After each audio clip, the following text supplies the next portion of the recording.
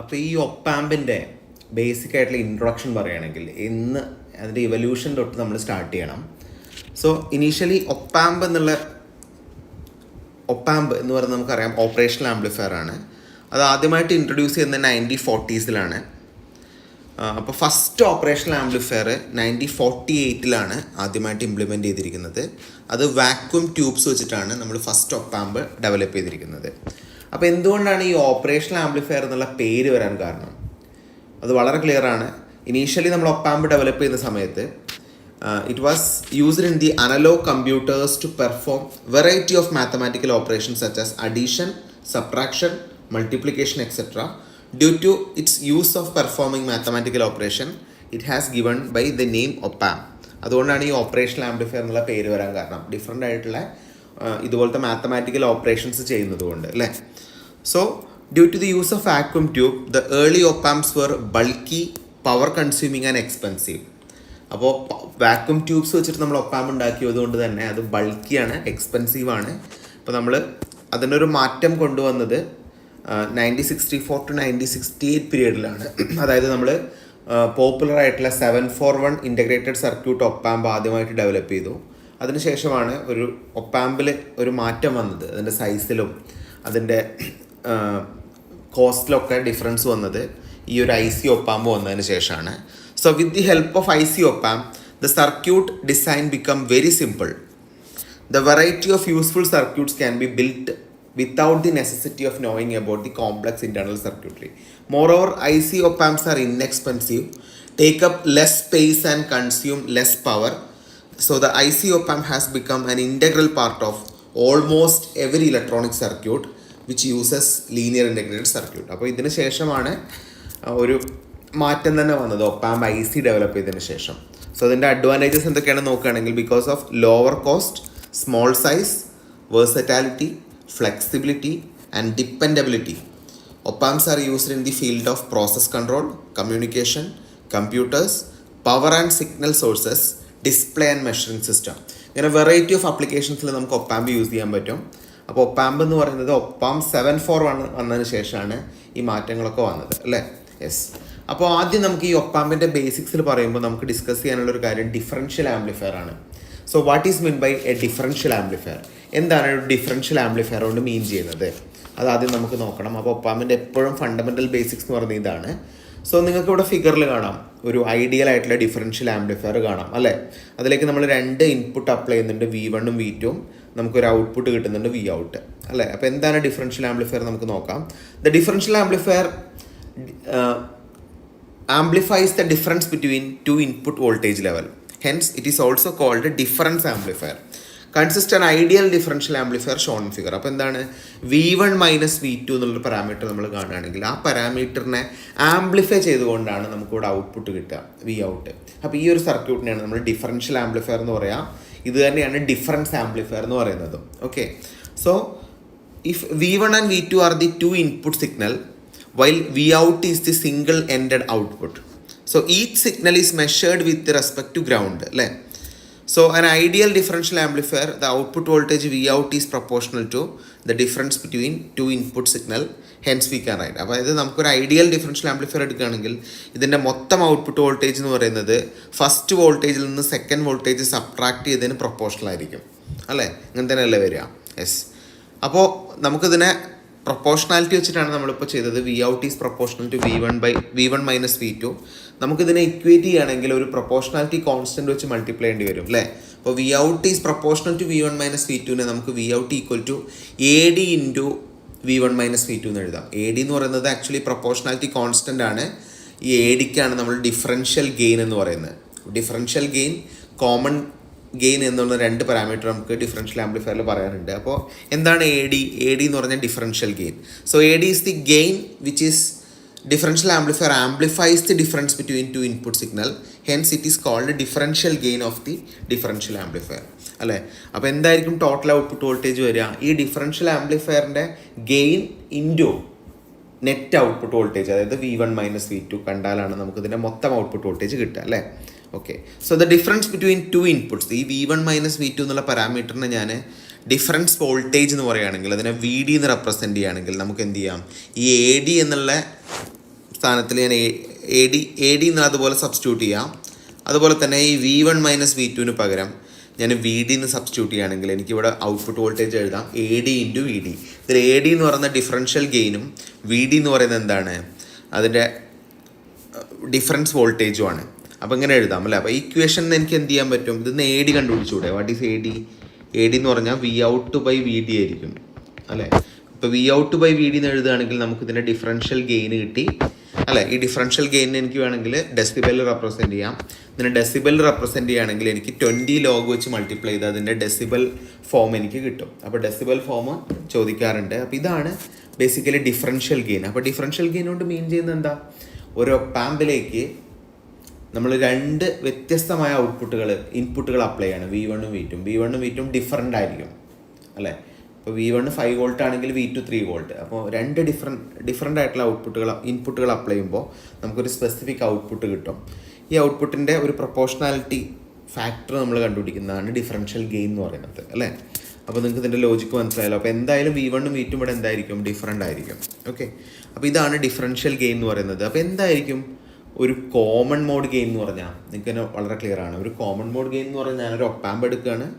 ആ ഒപ്പാമ്പിൽ അല്ലെങ്കിൽ ഒരു ഡിഫറൻഷ്യൽ ആംപ്ലിഫയർ എടുക്കുകയാണ്. ആ ഡിഫറൻഷ്യൽ ആംപ്ലിഫയറിലെ 2 ഇൻപുട്ടുകളും കോമൺ ആണ്, സെയിം ആണെങ്കിൽ നമുക്കിതിനെ എന്ത് പറയാം, കോമൺ മോഡ് ഗെയിൻ എന്ന് പറയാം. So if you apply 2 input voltages which are equal in all respect to the differential amplifier. അതായത് നമ്മളിപ്പോൾ നേരത്തെ പറഞ്ഞൊരു കേസിൽ ഈ V1 V2 എന്തായിരിക്കും, V1 V2 ഈക്വൽ ആയിരിക്കും.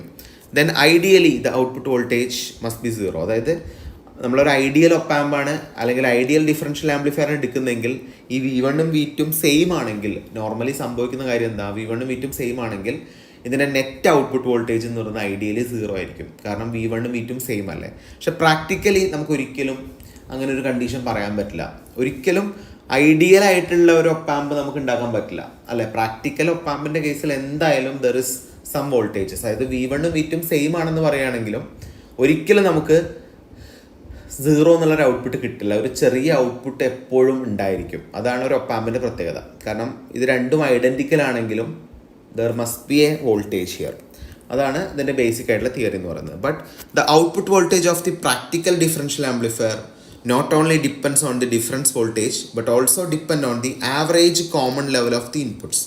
അപ്പോൾ നിങ്ങൾ ശ്രദ്ധിക്കേണ്ട കാര്യം V1 V2 ഈക്വൽ ആണെങ്കിലും ഔട്ട്പുട്ട് 0 ആവില്ല. There must be a voltage that is called a common mode signal. അതിനെയാണ് നമ്മൾ കോമൺ മോഡ് സിഗ്നൽ എന്ന് പറയുക. അപ്പോൾ നോർമലി ഇതിൻ്റെ രണ്ടിനും കൂടി ആവറേജിനെയാണ് നമ്മൾ കോമൺ മോഡ് സിഗ്നൽ എന്ന് പറയാം. അപ്പോൾ കോമൺ മോഡ് സിഗ്നൽ നമ്മൾ ജനറലി പറയുകയാണെങ്കിൽ VC = V1 + V2/2 ആയിരിക്കും. ആ 2 സിഗ്നലിൻ്റെ ആവറേജ് ആയിരിക്കും നമ്മളിവിടെ കോമൺലി പറയുന്ന കോമൺ മോഡ് സിഗ്നൽ എന്ന് പറയുന്നത്. So practically the differential amplifier produces the output voltage proportional to such common mode signal also. അപ്പോൾ നമുക്ക് എങ്ങനെ എഴുതാം, ഈ നമ്മൾ നേരത്തെ ഡിഫറൻഷ്യൽ ആംപ്ലിഫയറിൽ എഴുതിയ പോലെ നമുക്കിവിടെ എന്തെഴുതാം, Vout = AC × VC എന്ന് എഴുതിക്കൂടെ. AC എന്ന് പറഞ്ഞാൽ ആക്ച്വലി ഇങ്ങനെയല്ലേ, Vout = common mode gain into V1 minus V2. V1 minus V2 എന്ന് വരെ ഞാൻ VC സബ്സ്റ്റിറ്റ്യൂട്ട് ചെയ്യുകയാണെങ്കിൽ V1 മൈനസ് V2 അല്ലെങ്കിൽ ഇതിൻ്റെ ആവറേജ് വാല്യൂ അല്ലേ VC എന്ന് പറഞ്ഞാൽ എന്താ, V1 + V2/2. അത് ഓൾറെഡി നമുക്ക് അറിയാമല്ലോ. അപ്പോൾ നമ്മൾ സബ്സ്റ്റിറ്റ്യൂട്ട് ചെയ്യുകയാണെങ്കിൽ നമുക്കിവിടെ Vout എഴുതാം. Vout = AC × VC. AC എന്ന് പറഞ്ഞാൽ ബേസിക്കലി എന്താണ്, AC എന്ന് പറഞ്ഞാൽ ഇവിടുത്തെ കോമൺ മോഡാണ്, കോമൺ മോഡ് ഗെയിൻ ആണ്. VC എന്ന് പറഞ്ഞാൽ ഇവിടെ നമുക്ക് കിട്ടുന്ന കോമൺ മോഡ് സിഗ്നലാണ്. അപ്പോൾ ഈ രീതിയിലും നമുക്ക് ഇതിൻ്റെ ടോട്ടൽ ഔട്ട്പുട്ട് വോൾട്ടേജ് റെപ്രസെൻറ്റ് ചെയ്യാം. Thus there exist some finite output voltage for V1 = V2 due to such a common mode gain AC. In such cases അപ്പോൾ എപ്പോഴും നമുക്കൊരു കോമൺ മോഡ് 2 ഇൻപുട്ടും സെയിം ആണെങ്കിലും നമുക്കൊരു കോമൺ മോഡ് ഗെയിൻ കാരണം നമുക്ക് എന്തുണ്ടാവും, എപ്പോഴും ഒരു പ്രാക്ടിക്കൽ ഔട്ട്പുട്ട് വോൾട്ടേജ് ഉണ്ടാവും. അപ്പോൾ നമുക്ക് ഈ 2 സിഗ്നലിൻ്റെ ബേസിസിൽ നമുക്ക് ഇതിൻ്റെ എക്സ്പ്രഷൻ എഴുതാം. 2 സിഗ്നൽ എന്ന് പറയുമ്പോൾ ഡിഫറൻഷ്യൽ മോഡും കോമൺ മോഡിൻ്റെ ബേസിൽ നമ്മൾ എഴുതുകയാണെങ്കിൽ നമുക്ക് ടോട്ടൽ ഔട്ട്പുട്ട് വോൾട്ടേജ് എഴുതാം. Total output voltage = AD × VD. What is AD, what is VD? Differential mode gain into differential വോൾട്ടേജിനെയാണ് നമ്മൾ AD × VD എന്ന് പറയുക. അതുപോലെ തന്നെ പ്ലസ് AC × VC. AC എന്ന് പറഞ്ഞാൽ ഈ കോമൺ മോഡായിട്ട് ബന്ധപ്പെട്ടിരിക്കുന്ന ഫാക്ടർ. അപ്പോൾ ഈ കോമൺ മോഡ് സിഗ്നലും ഡിഫറൻസ് മോഡ് സിഗ്നലും കൂടി ആഡ് ചെയ്താൽ നമുക്ക് മൊത്തം കിട്ടുന്ന ഇതാണ് ആക്ച്വലി എൻ്റെ നെറ്റ് ഔട്ട്പുട്ട് വോൾട്ടേജ് എന്ന് പറയുന്നത്. അപ്പോൾ ഇതെല്ലാവരും ഒന്ന് ഓർത്ത് വയ്ക്കുക. വെരി വെരി ഇമ്പോർട്ടൻ്റ് ആണ് ഡിഫറൻഷ്യൽ ആംപ്ലിഫയർ എന്ന് പറയുന്ന ഈ ഫണ്ടമെൻ്റൽ കോൺസെപ്റ്റ്. നിങ്ങൾക്ക് ക്ലിയർ ആണല്ലോ? യെസ്. അപ്പോൾ ഈ ഡിഫറൻഷ്യൽ മോഡ് ഗെയിനും കോമൺ മോഡ് ഗെയിൻ്റെയും ബേസിൽ നമുക്കൊരു പാരാമീറ്റർ ഡിസ്കസ് ചെയ്യാം. ഈ പാരാമീറ്റർ വളരെ ഡീറ്റെയിൽ ആയിട്ട് നമ്മൾ ഒപ്പാമ്പിൻ്റെ കൂടെ പഠിക്കും. This is called CMRR. So what is mean by CMRR? Common mode rejection ratio. Common mode rejection ratio. Okay, so the ability of differential amplifier to reject a common mode signal is expressed by a ratio called a common mode rejection ratio, denoted by CMRR. It is defined as the ratio of differential voltage gain to common voltage gain. Common mode voltage gain നമുക്കറിയാം AC, differential mode voltage ഗെയിനും എനിക്കറിയാം. അപ്പോൾ ഇതിൻ്റെ ratio, അതായത് AD/AC, differential mode gain by common mode ഗെയിനെയാണ് നമ്മൾ എന്ത് പറയുക? CMRR എന്ന് പറയാം. അപ്പോൾ പ്രാക്ടിക്കലി നമുക്കറിയാം ഈ ഒരു ഇതിൻ്റെ കോമൺ മോഡ് ഐഡിയൽ കേസിൽ നമ്മൾ പറയുകയാണെങ്കിൽ കോമൺ മോഡ് ഗെയിൻ 0 നമ്മൾ പഠിച്ചിട്ടുണ്ട്. പ്രാക്ടിക്കലി അല്ലേ നമുക്കൊരു വോൾട്ടേജ് കിട്ടുക, പക്ഷേ ഐഡിയലി ഒരു കോമൺ മോഡ് ഗെയിൻ എന്ന് പറയുന്നത് 0 ആയിരിക്കും. അപ്പോൾ താഴെ 0 ആയതുകൊണ്ട് തന്നെ നമുക്ക് ജനറലി പറയാം CMRR is infinity in case of A ideal op-amp. ഒരു ഐഡിയൽ ഒപ്പാമ്പിൽ CMRR എന്ന് പറയുന്നത് എന്തായിരിക്കും? ഇൻഫിനിറ്റി ആയിരിക്കും. So for practical differential amplifier, AD is large and AC is small. Hence, the value of CMRR is also very large. അപ്പോൾ practically നമുക്ക് പറയാം AC എന്നുള്ളത് ഒരിക്കലും 0 അല്ല. AC എന്നുള്ളത് വളരെ മൈന്യൂട്ട് ആയിട്ടുള്ള വാല്യൂ ആണ്. അതുകൊണ്ട് തന്നെ CMRR പ്രാക്ടിക്കൽ കേസിൽ വളരെ വലിയൊരു വാല്യൂ ആയിരിക്കും. പക്ഷെ ഐഡിയൽ കേസിലോ CMRRലെ AC എന്ന് പറയുന്നത് 0 ആയിരിക്കും. അതുകൊണ്ട് തന്നെ ideally CMRR is infinity, but practically the CMRR value will be very large. അപ്പോൾ ഓർത്ത് വയ്ക്കുക. അപ്പോൾ ഇതാണ് നമുക്ക് CMRRനെ കുറിച്ച് പറയാനുള്ളത്. സോ CMRR നമുക്ക് ഡെസിബലിലും റെപ്രസെൻറ്റ് ചെയ്യാം. ഡെസിബലിൽ നമ്മൾ റെപ്രസെൻറ്റ് ചെയ്യുകയാണെങ്കിൽ 20 log AD/AC in dB എന്ന് നമുക്ക് പറയാം. 20 log AD/AC അല്ലേ? അപ്പോൾ ഡെസിബൽ യൂണിറ്റിലും CMRR റെപ്രസെൻറ്റ് ചെയ്യാം. അപ്പോൾ ഈ CMRRൻ്റെ ബേസിൽ ഞാൻ എൻ്റെ നെറ്റ് ഔട്ട്പുട്ട് വോൾട്ടേജ് എഴുതുകയാണെങ്കിൽ നമുക്ക് നോക്കാം ആ എക്സ്പ്രഷൻ. നമുക്ക് ഓൾറെഡി അറിയാം വി ഔട്ട് എന്ന് പറഞ്ഞാൽ എന്താണ്? AD/VD പ്ലസ് AC × VC അല്ലേ? ഇതിൽ നമ്മൾ കോമൺ ആയിട്ടൊരു പാരാമീറ്ററിനെ പുറത്തെടുക്കുകയാണെങ്കിൽ AD/VD എന്നുള്ള പാരാമീറ്ററിനെ കോമൺ ആയിട്ട് പുറത്തെടുക്കുകയാണെങ്കിൽ എന്താ വരിക? നെറ്റ് എഫക്റ്റ് ഇവിടെ 1 വരും അല്ലേ? ഇവിടെ എന്ത് വരും? AC × VCൻ്റെ അവിടെ AC × VC ബൈ AD/VD എന്ന് വരൂല്ലേ? യെസ്. ഇതിനെ നമ്മൾ അറേഞ്ച് ചെയ്ത് എഴുതുകയാണെങ്കിൽ നമുക്കിവിടെ AD/VD വരും ഇൻറ്റു 1+. ഇതിൽ ഓൾറെഡി നമുക്ക് AC/AD എന്താണെന്ന് അറിയാം. AC/AD അല്ലെങ്കിൽ നമുക്ക് AC/AD എന്നുള്ള പാരാമീറ്ററിനെ 1/AD/AC എന്ന് എഴുതാം അല്ലേ? ഇൻറ്റു VC/VD എന്ന് എഴുതാം. ഇതിനെ അറേഞ്ച് ചെയ്ത് എഴുതുകയാണെങ്കിൽ അപ്പോൾ നമുക്കിവിടെ കിട്ടിയില്ലേ? എന്താണ് വി ഔട്ട് എന്ന് പറയുന്നത്? V out equal to AD/VD ആദ്യം വരുന്നുണ്ട് ഇൻറ്റു 1+1/ എന്താണ് AD/AC എന്ന് പറഞ്ഞാൽ? AD/AC എന്ന് പറഞ്ഞാൽ CMRR ആണ്, നമുക്ക് ഓൾറെഡി അറിയാം, ഇൻറ്റു VC/VD. അപ്പോൾ നമുക്ക് എന്ത് ചെയ്യാം? ഈ ഔട്ട്പുട്ട് വോൾട്ടേജ് എന്ന് പറയുന്ന പാരാമീറ്റർ CMRRൻ്റെ ബേസിൽ റെപ്രസെൻറ്റ് ചെയ്യാം. CMRRൻ്റെ ബേസിൽ റെപ്രസെൻറ്റ് ചെയ്താൽ the net output voltage will be equal to AD/VD into 1+1/CMRR into VC/VD എന്ന് എഴുതാം. അപ്പോൾ ഇങ്ങനെയും നമുക്ക് CMRRനെ റെപ്രസെൻറ്റ് ചെയ്യാമെന്നാണ് പറയുന്നത്. അപ്പോൾ ഈ എക്സ്പ്രഷൻ പറയുന്നത് എന്താണ്? The equation explains that the CMRR is practically very large through both VC and VD components are present അല്ലേ? The output is mostly proportional to the different signal only. The common mode signal is greatly rejected. അപ്പോൾ നിങ്ങൾക്ക് ഇവിടെ നോക്കിയാൽ മനസ്സിലാവും ഇതിൻ്റെ net output വോൾട്ടേജിനെ depend ചെയ്യുന്ന parameter ഏതാണ്? നെറ്റ് ഔട്ട്പുട്ട് വോൾട്ടേജിനെ ഡിപ്പെൻഡ് ചെയ്യുന്ന പാരാമീറ്റർ എന്ന് പറയുന്നത് ബേസിക്കലി ഈ AD/VD എന്നുള്ള പാരാമീറ്റർ അല്ലേ? ഇത് CMRR ആയിട്ട് റിലേറ്റ് ചെയ്തിരിക്കുന്ന പാരാമീറ്ററാണ് ഇതൊക്കെ അല്ലേ? ഇപ്പോൾ ഈ VC/VD ഡിഫറൻസ് വോൾട്ടേജ് ആണ്, വളരെ ചെറിയ വോൾട്ടേജ് ആണ് VD എന്ന് പറയുന്നത്. അപ്പോൾ VC/VD, അപ്പോൾ ഇതിൽ ഏറ്റവും കൂടുതൽ ഡിപ്പെൻഡ് ചെയ്യുന്നത് ഈ ഔട്ട്പുട്ട് വോൾട്ടേജ് ഏറ്റവും കൂടുതൽ ഡിപ്പെൻഡ് ചെയ്യുന്ന പാരാമീറ്റർ എന്തായിരിക്കും? ഡിഫറൻസ് സിഗ്നലിനെ ആയിരിക്കും. കോമൺ മോഡ് സിഗ്നലിനേക്കാളും കൂടുതലായിട്ട് ഡിപ്പെൻഡ് ചെയ്യുന്നത് ഡിഫറൻസ് മോഡ് സിഗ്നലിനായിരിക്കും. അപ്പോൾ ഇങ്ങനെ നമുക്ക് കോമൺലി പറയാം, അതായത് CMRR എന്നുള്ളത് വെരി ലാർജ് ആയിരിക്കും, output is mostly proportional to different signal only. So നമുക്ക് വേണമെങ്കിൽ ഇവിടുത്തെ കോമൺ മോഡ് സിഗ്നലിനെ എന്ത് ചെയ്യാം? റിജക്റ്റ് ചെയ്യാം. അപ്പോൾ ഇതാണ് CMRR നമുക്ക് മനസ്സിലാവുന്ന കാര്യം. അപ്പോൾ നമ്മളിപ്പോൾ ഡിസ്കസ് ചെയ്തത് what is a differential amplifier, what is a difference amplifier, how to determine the differential gain and how to determine the common mode gain. നിങ്ങൾക്ക് ക്ലിയർ ആണല്ലോ എങ്ങനെയാണ് CMRR നമ്മൾ ഡിറ്റർമൈൻ ചെയ്യുന്നത്. അപ്പോൾ ഇത്രയും കാര്യങ്ങൾ ഒന്ന് പഠിച്ചു വയ്ക്കുക. ഡിഫറൻഷ്യൽ ആംപ്ലിഫയർ എന്ന് പറഞ്ഞാൽ വളരെ ഇമ്പോർട്ടൻ്റ് ആണ്. നമ്മൾ MCQs ചെയ്യുമ്പോൾ നിങ്ങൾക്ക് കൂടുതൽ ക്ലിയർ ആവും. ഓക്കെ, നെക്സ്റ്റ് നമുക്ക് പറയാനുള്ളത് ഈ ഡിഫറൻഷ്യൽ ആംപ്ലിഫയറിൻ്റെ ബേസിക് ഫീച്ചേഴ്സാണ്. സോ ബേസിക് ഫീച്ചേഴ്സ് നമ്മൾ പറയുകയാണെങ്കിൽ ആദ്യം ഡിസ്കസ് ചെയ്യാനുള്ളത് ഡിഫറൻഷ്യൽ വോൾട്ടേജ് ഗെയിനെ കുറിച്ചാണ്. ബേസിക്കലി AD/AC ആണല്ലോ. അതിൽ ഡിഫറൻഷ്യൽ വോൾട്ടേജ് ഗെയിൻ എന്ന് പറയുന്ന AD എന്ന് പറയുന്നത് ഹൈ ആയിരിക്കും. ഇതാണ് ഫസ്റ്റ് ഫീച്ചർ. അതുപോലെ തന്നെ കോമൺ മോഡ് ഗെയിൻ AD/AC അല്ല, അതിൽ കോമൺ മോഡ് ഗെയിൻ എന്ന് പറയുന്നത് ബേസിക്കലി എന്തായിരിക്കും, ലോ ആയിരിക്കും. ഇതൊരു basic ഫീച്ചറാണ്.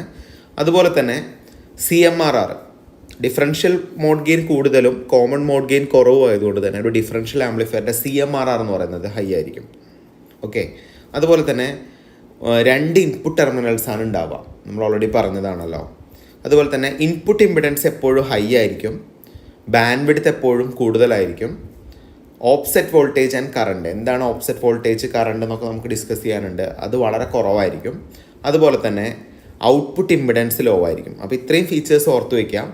Differential voltage gain high ആയിരിക്കും, കോമൺ വോൾട്ടേജ് ഗെയിൻ ലോ ആയിരിക്കും, CMRR ഹൈ ആയിരിക്കും, 2 ഇൻപുട്ട് ടെർമിനൽസ് ഉണ്ടായിരിക്കും, ഇൻപുട്ട് ഇമ്പിഡൻസ് കൂടുതലായിരിക്കും, ഔട്ട്പുട്ട് ഇമ്പിഡൻസ് കുറവായിരിക്കും, ബാൻഡ് വിഡ്ത്ത് കൂടുതലായിരിക്കും, ഓപ്സെറ്റ് വോൾട്ടേജും ഓപ്സെറ്റ് കറണ്ടും കുറവായിരിക്കും. ഇതിൽ ഈ ഓപ്സെറ്റ് വോൾട്ടേജ് ഓപ്സെറ്റ് കറണ്ട് എന്നുള്ള പാരാമീറ്റർ ആവും നിങ്ങൾക്ക് മനസ്സിലാവാത്തത് നമുക്ക് ഡിസ്കസ് ചെയ്യാം.